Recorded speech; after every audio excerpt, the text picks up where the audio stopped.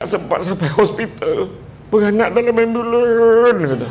Kak, okey tu beranak kat ambulan. Tahun lepas kat dalam lift, 3 doktor mengadap dia bersalin dalam lift tu.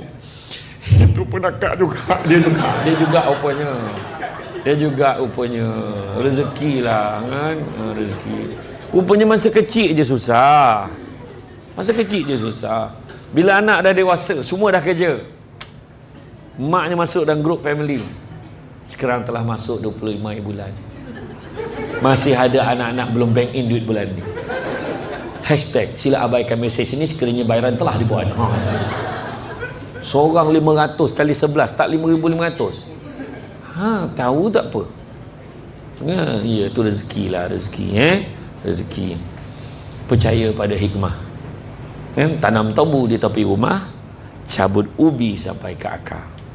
Kalau hidup membaca hikmah, selaut garam terasa tawar. Nampak? Kita kerja teruk, tak naik pangkat. Hikmah dia apa? Kita tahu dah semua prosedur kerja. Dia macam kita main damula. Tengok tak main damula? Ada orang tu rezeki dia kejap-kejap tangga, kejap tangga, habis cepat. Ada orang tu kejap-kejap ular. Nenek ular. Yang paling teruk yang kat 75. Ya Allah, sampai apa? Kan, asalnya ular kan. Ada orang tu pula tangga tidak, ular tidak, tangga tidak, ular tidak. Kan? Tapi masalahnya dekat 98